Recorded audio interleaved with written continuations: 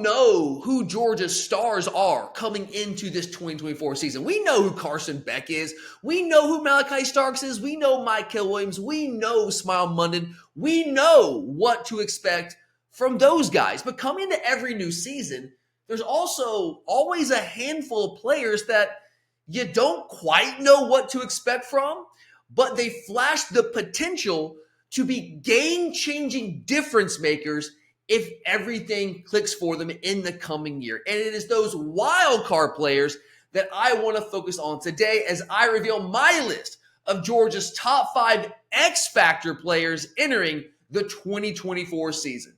We just stepped on their face with a hobnail boot and broke their nose. We just crushed their face. What's up, guys? I'm Tyler, and this is Glory UGA Plus. We're bringing you a small little taste of what we've got going on with Glory UGA Podcast. Of course, as always, this video is brought to you by our great friends at Alumni Hall.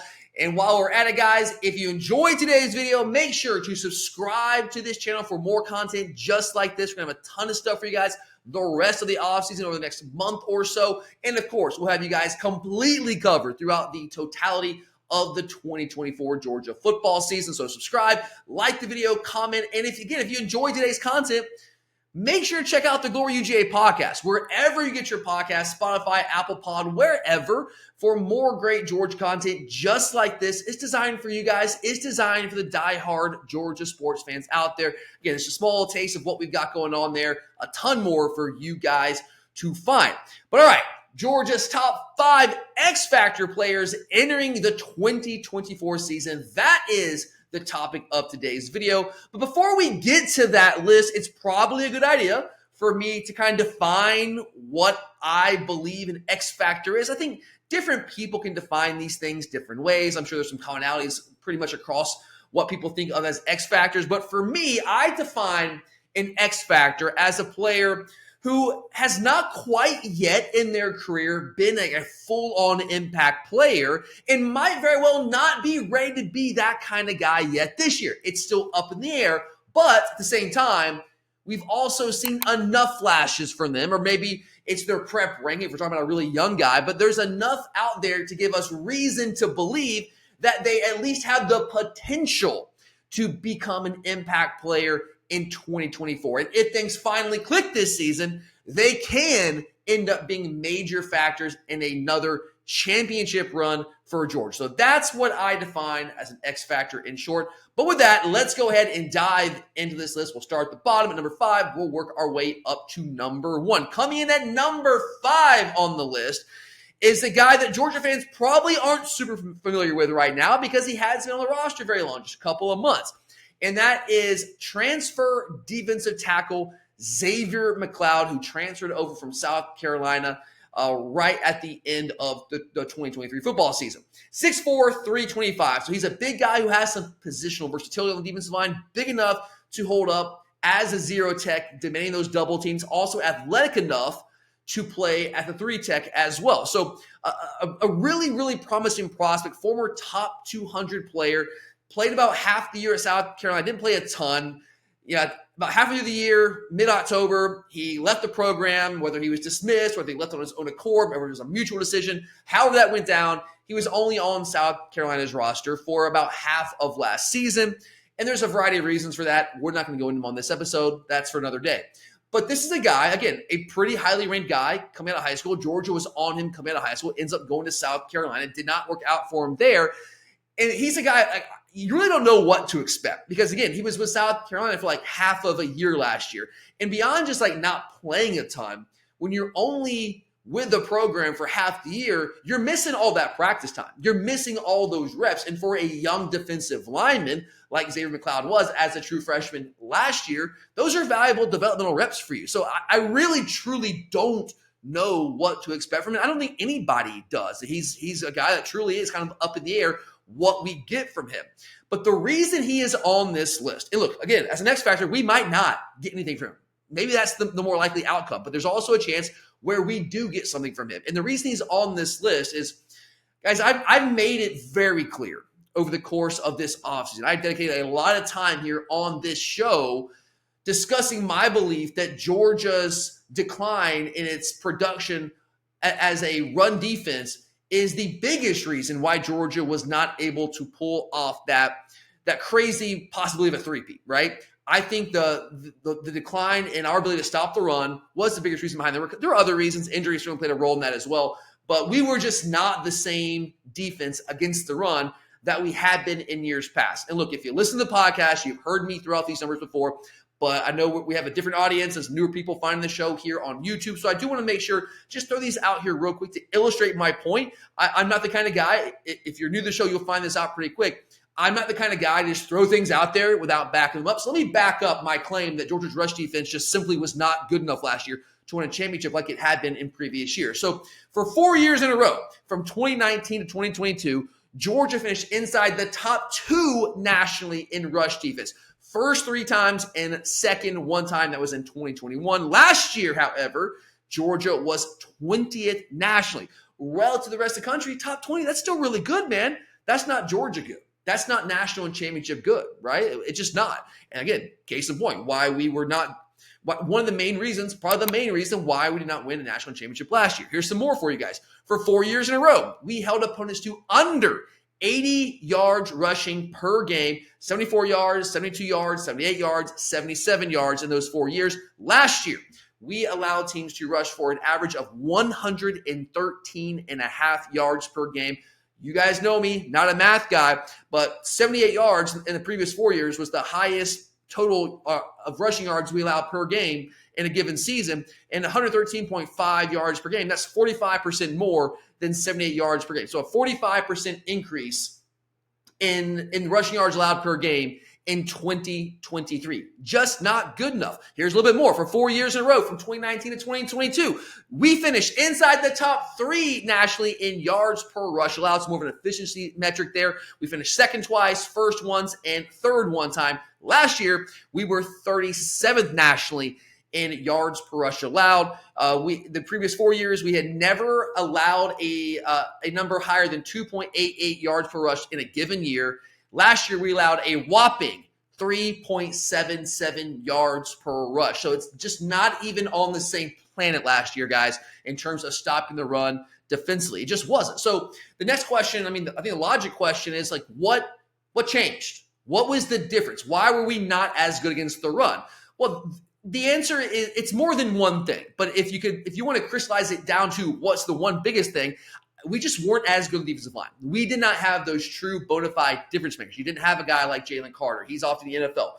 Obviously, so didn't have a guy like Jordan Davis or even Devontae White. Those guys were not on the roster. Had good players, really good players relative to pretty much everyone else in the country, but did not have those game-changing difference makers. That was the biggest reason. The inside linebacker play with the injuries and youth, that was part of it too. But more than anything, it was just not having those difference makers on the defensive line. So I take the time to tell you all that and go through those numbers to explain like just why I think it's so important for Georgia to improve along the defensive line this year. It's critical, guys. If we want to get back to win national championships, if we want to win our 3rd national title in 4 years, we've got to be better against the run. There's just no getting around that.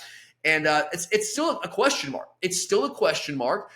I think that I would project us to be better against the run this year. I think we'll be better on the defensive line. I think the guys on the team on the defensive line last year with the highest ceiling with the younger guys like Jordan Davis and Jamal Jarrett, who didn't really play all that much. Even Christian Miller was still kind of a younger guy as a redshirt freshman. I think those guys will all take steps forward with another year in the system, another year in the offseason program, all of those things. And then you have Xavier McLeod. He's the only guy that we brought in from the transfer portal at the defensive line position, which for me was the number one priority going to the offseason when you think the transfer portal. We need to get a guy on the defensive line to come in and make an impact for us. And so we go out and we get Xavier McLeod, all right? Now the question becomes, is he ready year one to help us? Is he ready year one to be part of the solution, getting back to Georgia playing much more Georgia-like run defense? I think it's still a question. We don't really know. That there's a lot of unknown when it comes to Xavier McLeod. However, if you go back and look at his high school tape, you have to like what you see. And then I know it's a very small sample size, guys, but it's really all that we had to work off of. I thought he did some really good things at G-Day. I thought he flashed the type of potential that could really help us this year. Now, can he do it consistently? Remains to be seen. I cannot tell you guys that right now with a straight face, but the possibility is at least out there. It still exists. So, look, I know it's asking a lot for this guy to come in. He only spent half the year with a college football program last year, and it's still very, very early on in his development as a defensive lineman in the SEC. I know it's asking a lot. It's probably a reach to expect him to be an impact player in his first year here in Athens. But if he is maybe some way, somehow a little bit ahead of schedule and develops that rapid enough pace to the point where he is maybe possibly ready to help us this year, be an impact player, he has that ceiling. He has the ability, the physical ability. He has the tools to be a game-changing type presence along our defensive line. Again, will he be that this year? I don't know, but that's why he's an X factor.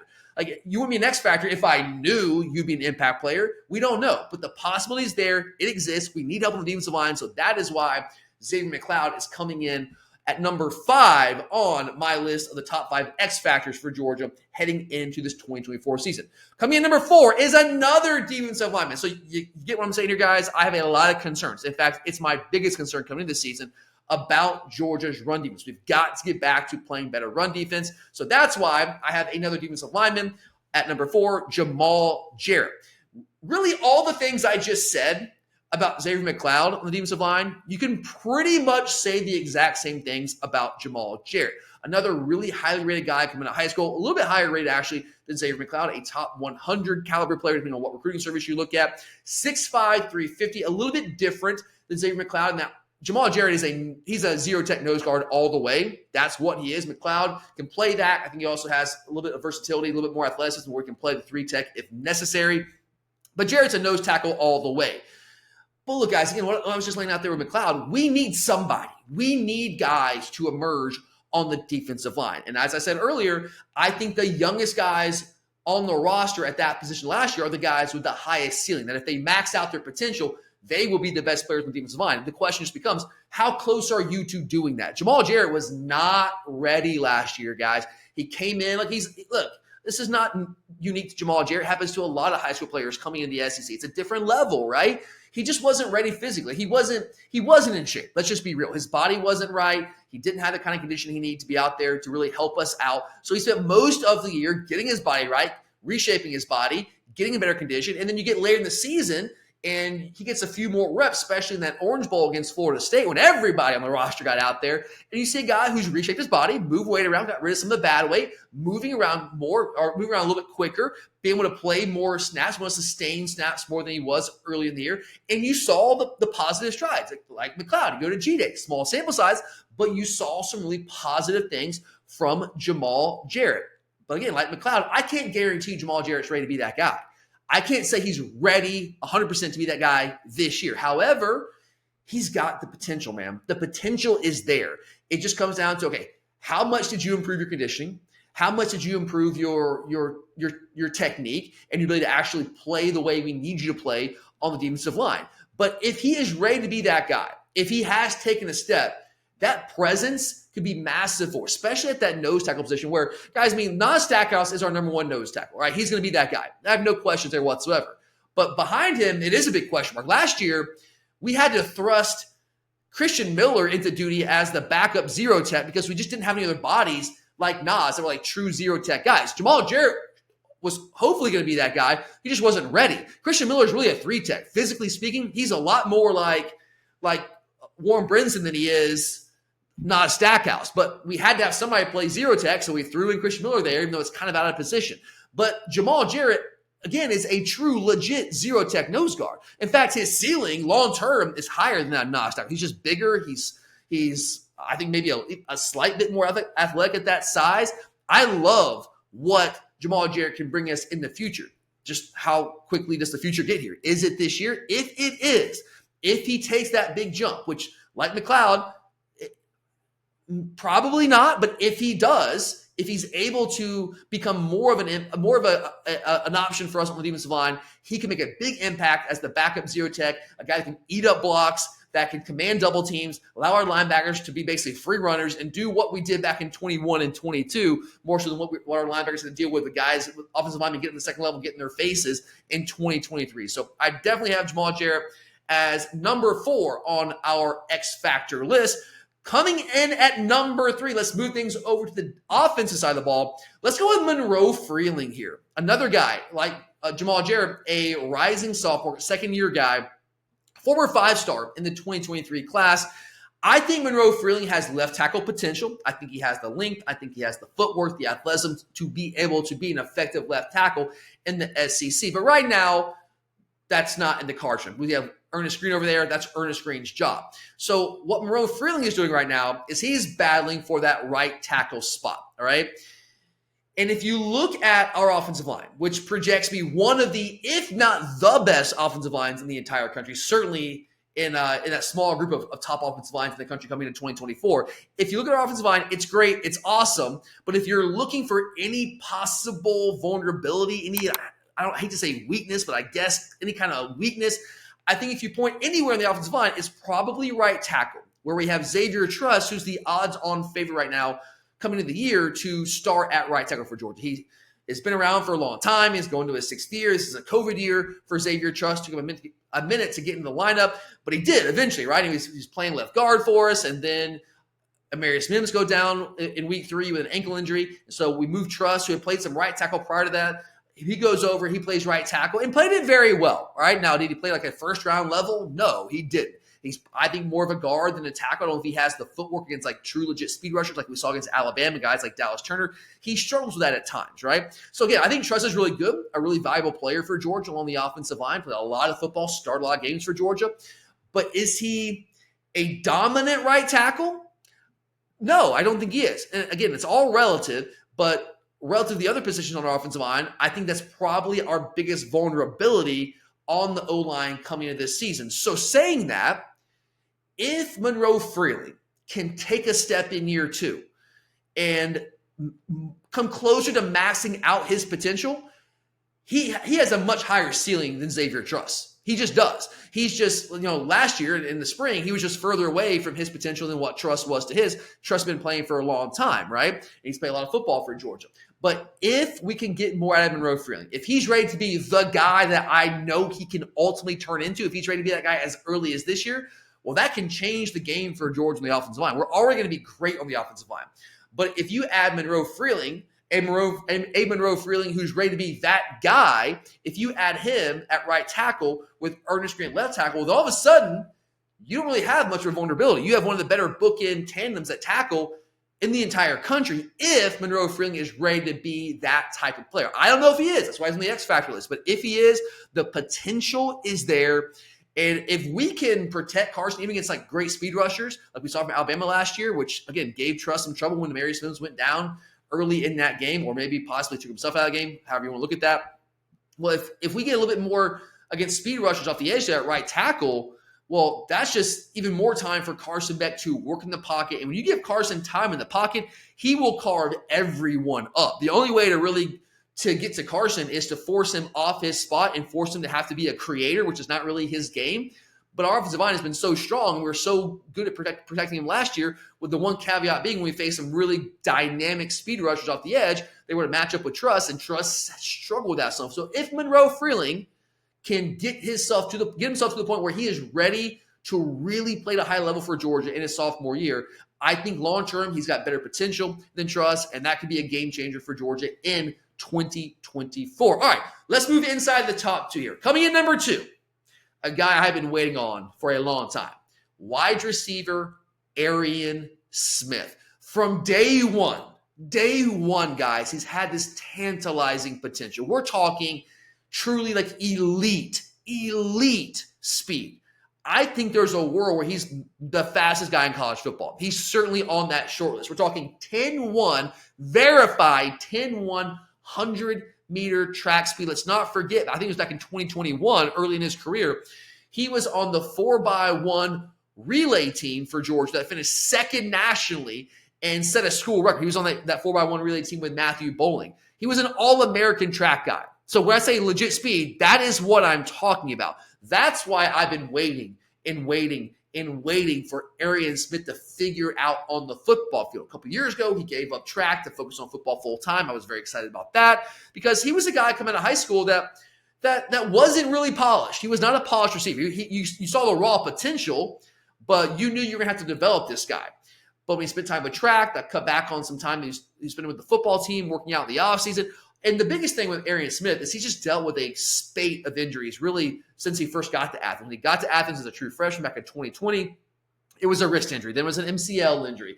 And then it was an ankle injury. He had a high ankle sprain he had to have surgery for. So he's just dealt with a bunch of injuries. And for a guy that was so raw as a receiver coming out of high school, he needed that time to develop. He needed those reps badly. And when you're dealing with all those injuries, you're not getting the reps. So it stunted his growth at receiver and really set him back. I mean, last year was really the first full season where Arion was healthy, like all season long, through the offseason, through the season.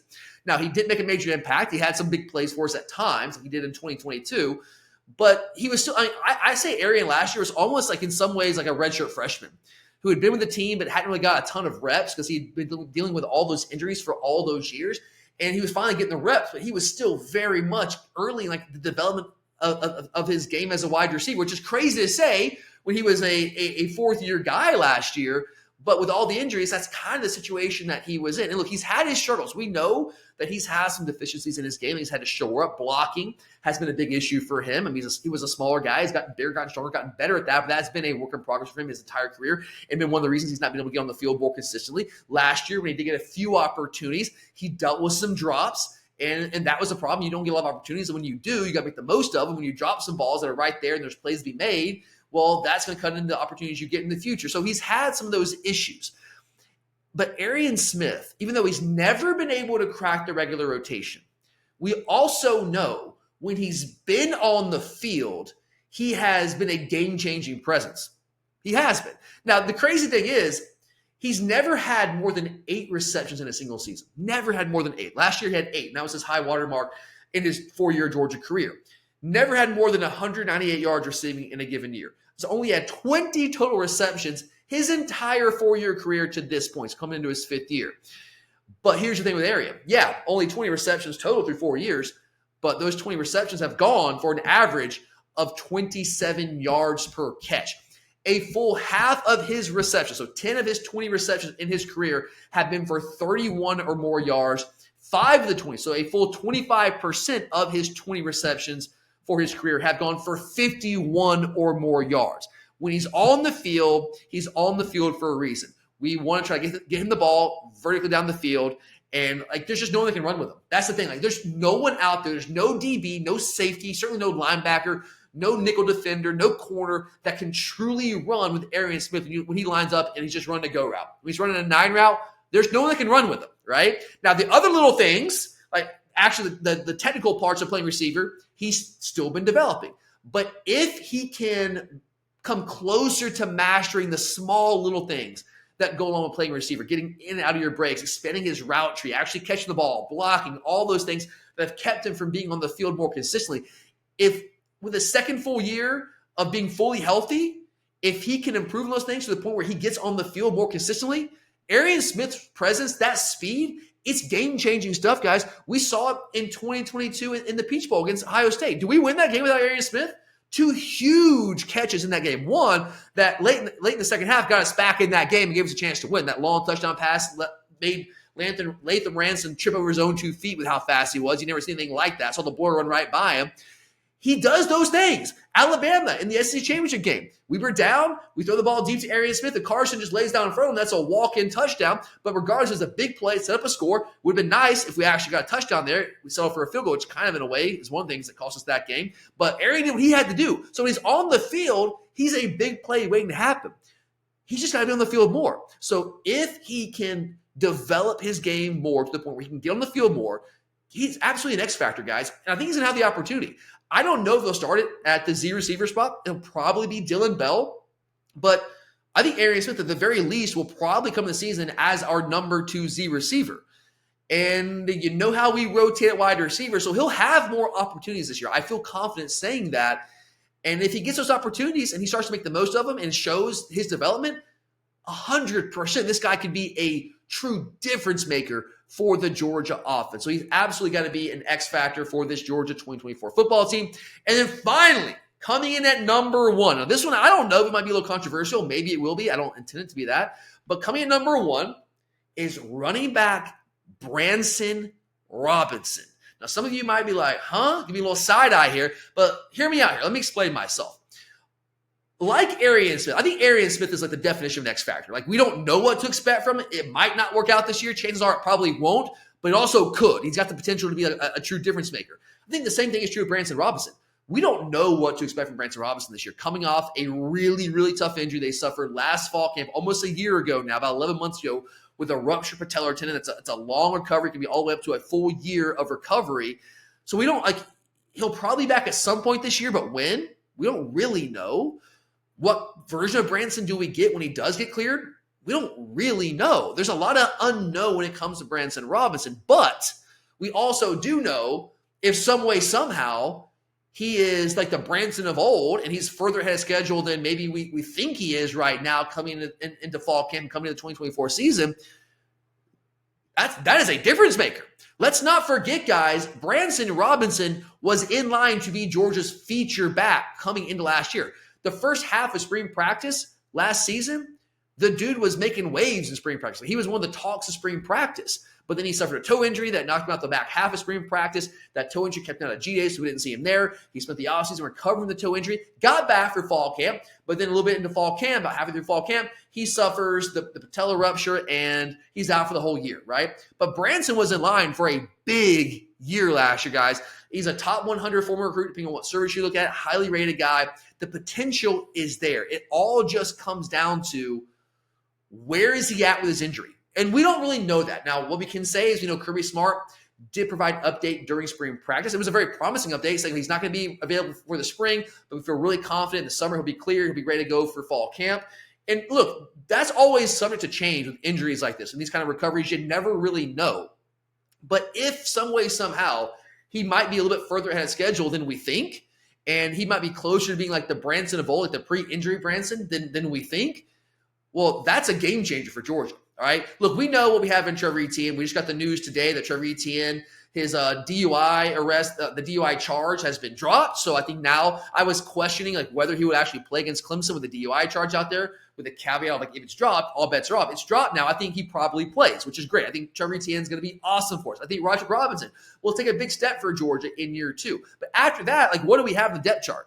If you take out Branson Robinson, you got 3 freshmen, okay? And I like the freshmen. I think it's the best freshman running back class that Georgia recruited in quite some time. I'm really high on Nate Frazier.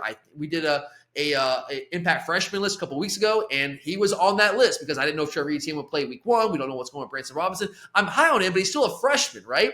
So if Branson Robinson is ready to play for us early, and it might be mid-year, guys. It might be. That might be the most likely outcome. We just don't know. But if he is ready and recovered and ready to be the kind of player that we knew he was going to be coming last year pre-injury, guys, that's game-changing stuff. Now, all of a sudden, Georgia goes from having a good running back room to one of the best running back rooms in the country. When you throw in Trevor Etienne, you throw in a healthy Branson Robinson, and you throw in Roger Robinson, there probably is the third back in that scenario. That is a really, really, really good running back room. And, we ran the ball well last year, but also not as well as we have in previous years under Kirby Smart. With Branson Robinson, Trevor Etienne, the way they complement each other, throwing Roger Robinson in there as well, all of a sudden, now you have a dynamic rushing attack to go along with what I think very well could be the best passing game in the entire country. And by the way, when's the last time you said that about Georgia? I think you can say that with a straight face coming into this year. So if Branson is able to be that kind of guy this year, that's an X factor, baby. That is the definition of an X factor, and he could be a big reason why Georgia makes a run in the college football playoff and potentially a run to another national championship. Don't know what to expect, but if he's right, if Branson is right, maybe earlier than expected, he could be a major, major factor for Georgia in 2024. But all right, guys, that's it. That's my list of the top 5 X Factor players for Georgia entering the 2024 season. Thank you guys for listening. I appreciate you checking it out, being here today. Make sure, guys, if you like today's content, subscribe to this video, like, comment, let me know what you guys think. Let me know if you agree with this list, you disagree. Love to hear from you guys. And, of course, make sure you check out the Glory UGA podcast wherever you get your podcast for a lot more content just like this. But thank you, guys. I'm Tyler, and as always, go Dogs. Man, is there going to be some property destroyed tonight. 26-21. Dogs on top.